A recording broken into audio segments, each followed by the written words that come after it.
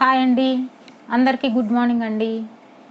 ఈరోజు మనం చెప్పుకోబోయే కథ భూషణం గారి భోషాణం. భూపాలపురంలో భూషణం గారిని ఎరగని వారంటూ లేరు. ఆయన వడ్డీ వ్యాపారి.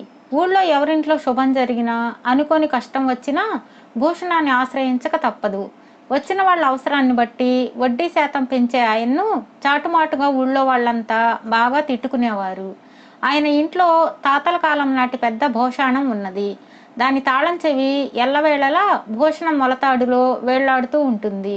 అందులో డబ్బున్నదని తప్ప ఏ పాటి ఉన్నదో ఆయన భార్యం కనకం కూడా చూసిలేదు. వడ్డీలకు వడ్డీలు గుంజే భూషణం చూడ్డానికి అతి పేదలా ఉంటాడు. చిరుగుల పంచ, అతుకుల చొక్కా, అరిగి చిల్లులు పడ్డ చెప్పులు, ఇది ఆయన వేషధారణ. కనకం కాపురానికి వచ్చి 10 ఏళ్లు గడిచినా ఆమె ఒంటి మీద చిన్న మెత్తు బంగారం కూడా లేదు. ఆమె సత్యకాలపు మనిషి కాబట్టి నాసిరకం ముతక చీరలో పేద ముత్తైదువులా నోరు కట్టుకొని కాపురం చేయవలసి వచ్చిన భర్తను పల్లెత్తు మాట అనేది కాదు. ఒకసారి ఏదో పేరంటంలో అమ్మలక్కలు తనను గురించి అనుకుంటున్న మాటలు కనకం చెవిన పడ్డాయి.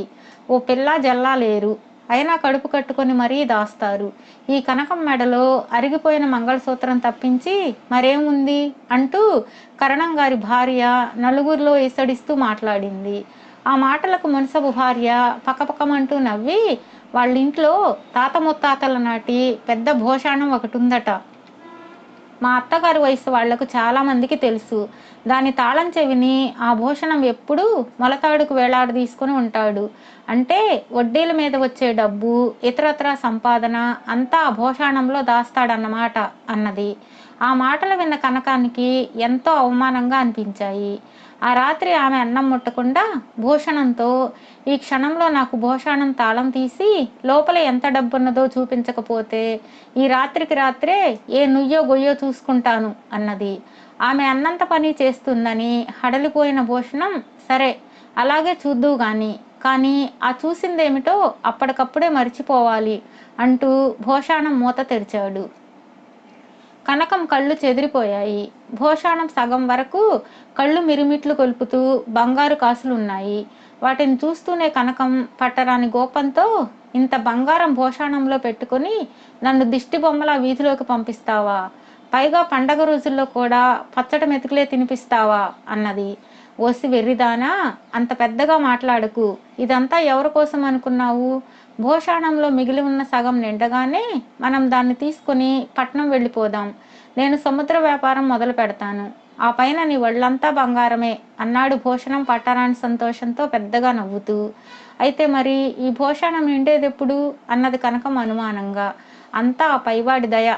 ఇది నిండే వరకు ఒక్క కాసు కూడా ముట్టనని ఒట్టేసుకున్నాను అంటూ భూషాణం మూత మూసేశాడు భూషణం. ఆ రాత్రి కనకానికి ఒక కల వచ్చింది. 2 మనుషుల సాయంతో భూషణాన్ని గుర్రపు బండిలో పెడుతున్నాడు. తెల్లవారాక ఆ కల గురించి భర్తకు చెప్పి, మనం పట్నం ప్రయాణం దగ్గర పడినట్లుగానే ఉన్నది అన్నది. అలాగా, ఆ ధనలక్ష్మి కృప ఉండాలే కానీ ఒక్క రోజులో కాసులతో భూషాణం నిండిపోదు అంటూ భూషణం మహా ఆనందపడిపోయాడు. ఆ సాయంత్రం భార్యాభర్తలిద్దరూ అష్టలక్ష్మి ఆలయానికి వెళ్ళి తమ కల నిజం కావాలని మొక్కుకున్నారు. తర్వాత వాళ్ళు పూజారి బాదం ఆకులలో పెట్టి ఇచ్చిన చక్కెర పొంగలి ఒక పెడగా కూర్చుని ఆనందంగా తినసాగారు. ఆ సమయంలో ఆలయం అంతా హడావుడిగా కలిగి తిరుగుతూ పెద్ద తలపాగాలతో గుబురు మీసాలతో ఉన్న 2 ఆజానుబాహులు అక్కడికి వచ్చి పూజారిని, అయ్యా, సన్నగా పొడవుగా తేనె కళ్ళతో పెదవి పైన పెద్ద పుట్టుమచ్చతో ఉండే అందమైన అమ్మాయి ఇటుగాని వచ్చిందా అని అడిగారు. ఆ మాటలు భూషణం కనకం విన్నారు. పూజారి వాళ్లతో అలాంటి అమ్మాయి ఎవరూ రాలేదని చెప్పాడు. వాళ్ళు నిరాశగా వెనుదిరగటం చూసి పూజారి, ఇంతకు ఎవరా అమ్మాయి అని అడిగాడు. వాళ్ళు గొంతు తగ్గించి పూజారితో, ఎవరో కాదు, మన యువరాణి చంద్రరేఖ. ఆమె ఆ మధ్య తూర్పుకొండ ప్రాంతాలకు విహారానికి వెళ్ళినప్పుడు మహా అందగాడైన ఒక చెంచు యువకుణ్ణి ప్రేమించింది. ఆ సంగతి తెలిసి రాజుగారు మండిపడి వంశగౌరవం వల్లకాటి పాలవుతుందని యువరాణిని గట్టిగా కోపడ్డాడు. ఆమె రహస్యంగా భవనం వదిలి పారిపోయింది. రాజుగారు ఆమెను సురక్షితంగా తీసుకువచ్చిన వారికి 50,000 వరహాల బహుమతి ప్రకటించారు. మేము ఆమె కోసం గాలిస్తున్నాం అని చెప్పి వెళ్ళిపోయారు. ఆహా, ఆ 50,000 వరహాలతో మన భోషాణం నిండిపోతుంది అన్నాడు భూషణం. ఇంకేం, ఆమెను వెతుకుతూ బయలుదేరండి అన్నది కనకం. ఆ తూర్పు కొండల్లోకా? ఇంకా నయం, ఆ కొండ ప్రాంతాలలో పులులు ఎలుగుబంట్లు విచ్చలవిడిగా తిరుగుతుంటాయి అన్నాడు భూషణం. ఆ రాత్రి భార్యాభర్తల భోజనాలు ముగించి పడుకోబోతూ ఉండగా వీధి తలుపు చప్పుడైంది. ఇంత రాత్రి వేళ వచ్చిన వాళ్ళెవరా అనుకుంటూ భూషణం వెళ్ళి తలుపు తెరిచి అక్కడ నిలబడిన యువతిని చూసి నిర్ఘాంతపోయాడు. ఆ వచ్చినది మరెవరో కాదు, యువరాణి. సన్నగా పొడుగ్గా తేనె కళ్ళతో పెదవి మీద పుట్టుమచ్చతో చాలా అందంగా ఉన్నదామె. ఒంటరిదాన్ని, ఈ రాత్రి మీ ఇంట ఆశ్రయం ఇస్తారా అన్నదామె. దానికేం భాగ్యం, లోపలికి రండి అంటూ ఆమె లోపలికి రాగానే పక్క గదిలో ఉన్న కనకం దగ్గరకు పోయి, మన పంట పండిందే, ఆ యువరాణి సరాసరి మన ఇంటికే వచ్చింది అన్నాడు భూషణం. కనకం అంత దూరాన ఉన్న ఆ యువరాణి కేసి చూసి, యువరాణి అని నాకు నమ్మకం కలగడం లేదు, కిరీటం ఏది, ఒంటి నిండా నగలేవి అన్నది. రహస్యంగా పారిపోతున్న రాకుమారి అవన్నీ ధరిస్తుందా? వేషం మార్చుకున్నదన్నమాట. నేను ఇప్పుడే బసవన్న బాడుగు బండిలో బయలుదేరి రాత్రికి రాత్రే రాజుగారిని కలుసుకుని తీసుకువెళ్ళడానికి భటులతో సహా వస్తాను. రేపు రాత్రికే మన భోషాణం నిండిపోతుంది అంటూ భూషణం పెరటిదారిన పోయి బసవన్న బండిలో రాజధానికి బయలుదేరాడు. బండి సగం దూరం వెళ్ళగానే నిలిచిపోయింది. ముందు చాలా బళ్ళు నిలబడి ఉన్నాయి. దారిలోని ఏరు పొంగింది.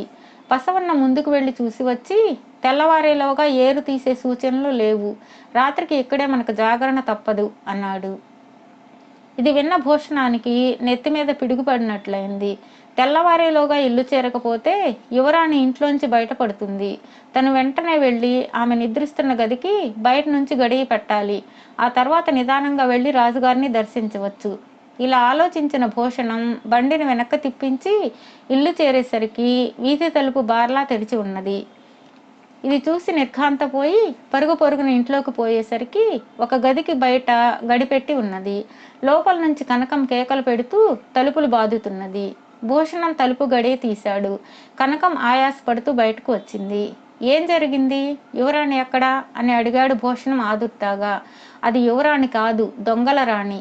నాకు కొంచెం కునుకు పట్టేసరికి అది వెళ్ళి వీధి తలుపు తీసింది. ఊళ్ళో అందరికీ తెలిసిన నీ భూషాణం సంగతి మనకు గుళ్ళో కనిపించిన గుబురు మేసాల వాళ్లకు తెలిసి ఉండాలి. వాళ్ళు ఆ దొంగల రాణి వెంట వచ్చి నన్ను భయపెట్టి నా ఎదుటే ఆ భూషాణాన్ని ఎత్తుకుపోతూ నన్ను గదిలోకి నెట్టి బయట గడిపెట్టారు అని చెప్పింది కనకం. భార్య మాటలు వింటూనే భూషణం కుప్పకూలిపోయాడు. కనకం అతడికి ఒక లోట మంచినీళ్లు తెచ్చి ఇచ్చి, ఎందుకంత విచారం, భూషాణం ఉండి మనం కటక దరిద్రుల్లా బ్రతికాం కదా, ఇప్పుడు కూడా అది పోలేదు, ఇంట్లోనే ఉన్నది అనుకుందాం, సరిపోతుంది కదా అన్నది. భూషణం భార్యకేసి కొద్దిసేపు కళ్ళార్చకుండా చూసి, కనకం, నువ్వు సత్యకాలపు పతివ్రతవు, ఆస్తంతా పోయినా పుట్టింటికి పోతానంటూ గొడవ పెట్టకుండా అపరంజి బంగారం లాంటి మాటలు అన్నావు. నేను వడ్డీకి తిప్పుతున్న డబ్బు చాలానే ఉన్నది. ఇక నుంచి ఆ వడ్డీతో పాటు అసలు కూడా వసూలు చేసి ఒక పచారీ దుకాణం, ఒక బట్టల దుకాణం, వీలైతే ఒక నగల దుకాణం కూడా పెట్టి 1-2 ఏళ్లలో లక్షలు గడిస్తాను అన్నాడు. ఆ లక్షలు దాచేందుకు మరొక భూషాణం కూడా కొంటారా అన్నది కనకం. చిచి, ఆ భూషాణాల కాలం గతించిపోయింది, సంపాదించడం ఎందుకు, ఉన్నంతలో సుఖపడ్డానికే కదా అన్నాడు భూషణం నిండు స్వరంతో. భూషణం అన్నంత పని చేశాడు. రకరకాల వ్యాపారాలు ప్రారంభించి 2వ సంవత్సరం గడిచే లోపల భూపాలపురంలోని ధనికుల్లో ఒకడిగా తయారయ్యాడు.